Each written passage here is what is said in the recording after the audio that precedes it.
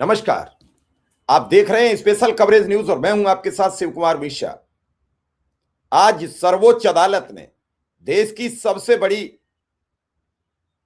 मंदिर जहां न्याय मिलता है वहां आज चुनाव आयोग को कड़ी फटकार लगाई गई है। डांटा गया है, कहा गया है कि हम हर चीज नहीं देख सकते, कितना देखेंगे। सर्वोच्च अदालत की यह बात बड़ी गंभीर है कि हम माइक्रो मैनेजमेंट नहीं कर सकते। ये बात कौन कह रहा है? ये chief justice of India justice Suryakant ji कह रहे हैं। उनकी बेंच में जस्टिस जॉय माल्या बागची भी हैं। आज सुनवाई थी एसआईआर के मामले पर, जो पिछले राज्यों की कई की तारीखें थी, सब पर सुनवाई हुई। क्या क्या कहा है इस पूरी खबर में लेकर हम आपके समक्ष हाजिर रहेंगे। इस सुनवाई ने यह साबित कर दिया कि संसद में फंसा चुनाव आयोग अब अदालत के पास भी सुरक्षित नहीं है। चुनाव आयोग के होश उड़े हुए, क्या करे? सब जगह से तो लताड़ लग रही है, राज्यसभा में, लोकसभा में, सब जगह हमारी धज्जियां उड़ाई जा रही हैं और पता नहीं हम अपना इतना जलालत कराना, इतना बेइज्जती क्यों करा रहे? आखिर क्या है? आपने देखा बड़ी तादाद में एसआईआर करने वाले वियोलोज की मौत हो गई पूरे देश में और लगातार उसमें धीरे धीरे धीरे करके 1 महीने की वृद्धि हो गई। अगर शुरुआत में ही 2 महीने का टाइम दिया होता तो एसआईआर का यह हस्र नहीं होता। और मैं ये भी जानना चाहता हूं कि फिर बिहार में 1 माह में कैसे हुई थी एसआईआर? क्या घर बैठ के फार्म अपलोड किए गए? बड़ी तादाद में उन लोगों के वोट कट गए जो वोटर थे? क्या उन लोगों के नहीं वोट बन पाए जो लोग वास्तविक वोटर थे? तो ये कई सवाल छोड़ के चले गए कि बिहार में कैसे हुआ चुनाव, कैसे बदला सिस्टम, कैसे जीती एनडीए की पार्टी, कैसे हारा इंडिया गठबंधन। ये सब चीजें एक यक्ष प्रश्न खड़े गोल गोल घूम रहे हैं। एक वर्ग है मीडिया, वो हमेशा विपक्ष को नाकारा, विपक्ष को गलत, विपक्ष को हारने वाला बताने में महारत हासिल रखता है। और एक वर्ग है जो विपक्ष को हर समय बिना चुनाव के भी जीतना, बिना चुनाव के भी सरकार गिराना, बिना चुनाव के भी सरकार बनाना, ये सब काम करता है। इस बीच में फंसी है भारत की जनता। नहीं तो जो रिपोर्ट आई है, वीडियो अभी आपको इस चैनल पे देखा होगा, क्या रिपोर्ट है? भारत की हालत बिगड़ती चली जा रही है। प्रति व्यक्ति आय बिगड़ गई, गरीबी की संख्या बढ़ गई और इधर कहा जा रहा है कि हमने गरीबी और अमीरी का आंकड़ा पाटा है, हमने गरीबी से लोग निकाले। झूठ के पैबंद पर लगातार, फटे हुए कपड़े पर झूठ का पैबंद कब तक चलेगा? वो फिर उधड़ रहा है, वो फिर फट रहा है और इसी तरीके के पैबंद में फंसी है सरकार। तो फिर आपसे एक बार अनुरोध, अपील, जो लोग अब भी नए हैं, जो लोग अब नए साथी जुड़ रहे हैं, वो तत्काल चैनल को सब्सक्राइब जरूर कर लें, बेल आइकन बटन भी दबा दें और इसी के साथ वो बेखौफ खबरें आप तक पहुंचती रहे। तो चलिए खबर को शुरू करते। दरअसल आज सर्वोच्च अदालत में सुनवाई थी। एसआईआर अभियान में हस्तक्षेप से सावधानी बरतेगी सुप्रीम कोर्ट। सीजीआई बोलो हमको माइक्रो मैनेजमेंट नहीं करना। दरअसल आज गुरुवार को सर्वोच्च अदालत में स्पेशल इंटेंसिव रिवीजन यानी एसआईआर मतदाता सूची का वार्षिक प्रक्रिया नहीं कर सकते, इसलिए न्यायालय को इस प्रक्रिया में हस्तक्षेप करते समय अत्यंत सावधानी रखनी चाहिए। चीफ जस्टिस सूर्यकांत की अध्यक्षता वाली पीठ ने कहा कि चुनाव आयोग लगभग 20 वर्षों बाद ऐसा व्यापक अभ्यास कर रहा है और अदालत इसका माइक्रो मैनेजमेंट नहीं कर सकती। Chief justice Suryakant justice Joy Mallya Bagchi उन याचिकाओं पर सुनवाई कर रहे थे जिनमें तमिलनाडु, पंडुचेरी सहित कई राज्यों में चुनाव आयोग द्वारा शुरू किए गए एसआईआर अभियानों को चुनौती दी गई। याचिकाकर्ताओं का तर्क है कि बीएलओ द्वारा नाम हटाना नागरिकता निलंबित करने जैसा है। वरिष्ठ अधिवक्ता राजू रामचंद्रन याचिकाकर्ताओं की ओर से प्रस्तुत हुए।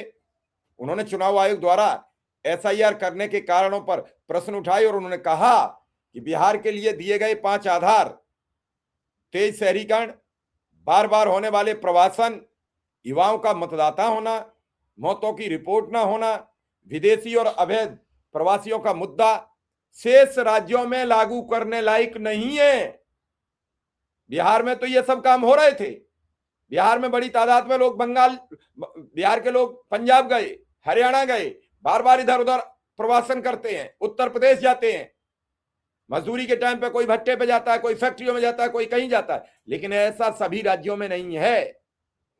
बीएलओ द्वारा मतदाताओं के दस्तावेजों की जांच, नाम हटाना व्यक्ति की नागरिकता को निलंबित करने जैसा एक बड़ी बात है।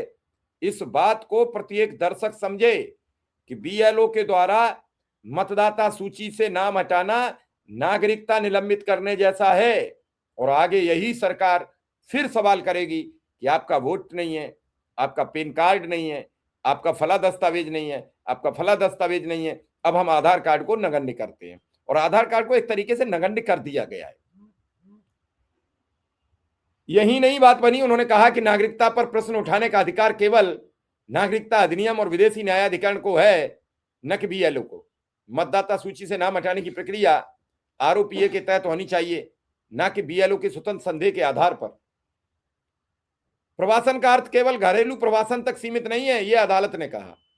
रामचंद्रन के प्रवासन संबंधी तर्कों पर न्यायमूर्ति वागची ने कहा कि माइग्रेशन शब्द का अर्थ केवल घरेलू प्रवासन तक सीमित नहीं है। उन्होंने आईटी सेक्टर में पश्चिम बंगाल से दक्षिण भारत जाने वाले पेशेवरों का भी उदाहरण दिया। सीजीआई सूर्यकांत ने पंजाब का उदाहरण देते हुए कहा, कृषि मजदूर दशकों पहले पंजाब आए, रुक गए, जबकि पंजाब का युवा विदेशों में जा रहा है। प्रवासन की यह दो तरफा स्थिति कैसे झेलेगा देश? क्यों ना 9 राज्यों में एसआईआर? याचिकाकर्ताओं का सवाल यह था कि क्यों 9 राज्यों में एक साथ एसआईआर? याचिकाकर्ता ने तर्क दिया, चुनाव आयोग ने आरओपीए की धारा 21/3 के तहत राज्य विशिष्ट कारण नहीं बताए। वहीं 5 कारण यांत्रिक रूप में 9 राज्यों पश्चिम बंगाल, केरल, छत्तीसगढ़, गोवा, गुजरात, मध्य प्रदेश, उत्तर प्रदेश, तमिलनाडु, राजस्थान एवं अंडमान निकोबार, लक्षद्वीप, पुडुचेरी पर लागू कर दिए गए। उन्होंने पूछा, क्या तेज शहरीकरण या भारी प्रवासन क्या लक्षद्वीप या अंडमान जैसे द्वीप क्षेत्रों में भी मान लिया जाए? यह एक सतही और आलसी अनुमान है।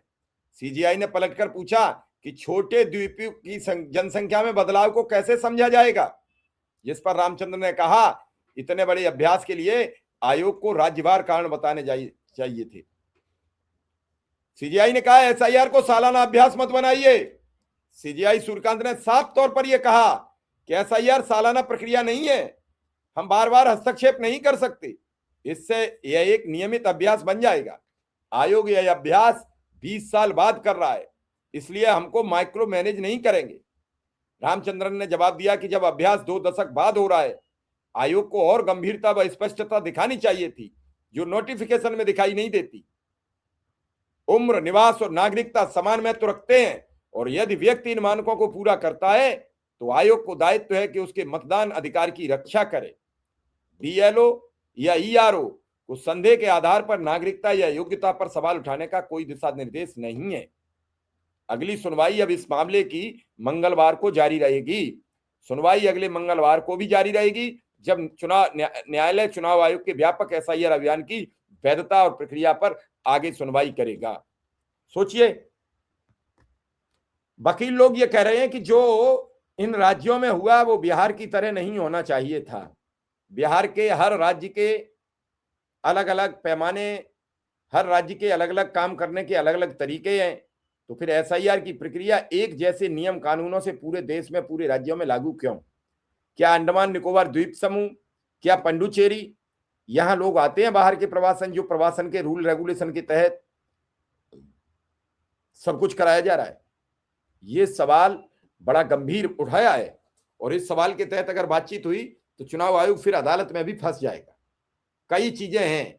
आज इस पूरे प्रकरण में मैं बार बार देख रहा हूं कि चुनाव आयोग यानी हमारे ज्ञानेश कुमार जी की स्थितियां बड़ी अलग थलग पड़ गई हैं। अगर उनसे चर्चा की जाए, उन्हें पूछा जाए, तो उन्हें बार बार फंसते नजर आ रहे हैं।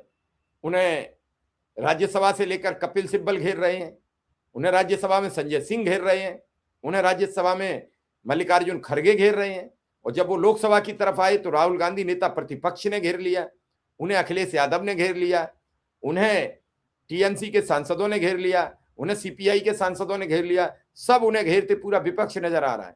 सत्ताधारी दल चुपचाप अपना वक्त देख रहा है, क्योंकि उसके मुताबिक तो हो रहा है। कपिल सिब्बल ने तो कल भी बड़े राज्यसभा में सवाल खड़े किए, एसआईआर को नाकाम एसआईआर बताने लगे। बिहार की एसआईआर पर उन्होंने बड़े खुलासे किए, बिहार के चुनाव पर उन्होंने तेजस्वी के इंटरव्यू में बड़ी बातें की, बड़े सवाल किए। उन्होंने जो लोग सरकार के द्वारा, रेल के द्वारा बिहार ले जाए गए, उस पर भी सवाल खड़े किए। तो कई चीजें हैं जिन्हें समझना पड़ेगा, जिन्हें देखना भी पड़ेगा, और इन्हीं सब चीजों के देखने और समझने से आपके सामने एक विकल्प खड़ा होता है, एक सिस्टम खड़ा होता है, जो सिस्टम जब नाकाम होता है तो हम उस पर सवाल खड़े करते हैं। फिलहाल इस रिपोर्ट में इतना ही, और आप बताइए कि आपको ये रिपोर्ट कैसी लगी। क्या एसआईआर पूरे देश में रोक देना चाहिए? क्या एसआईआर की प्रक्रिया नहीं होनी चाहिए? हाँ या ना में हमें कमेंट बॉक्स में जरूर बताएं। फिलहाल धन्यवाद, नमस्कार।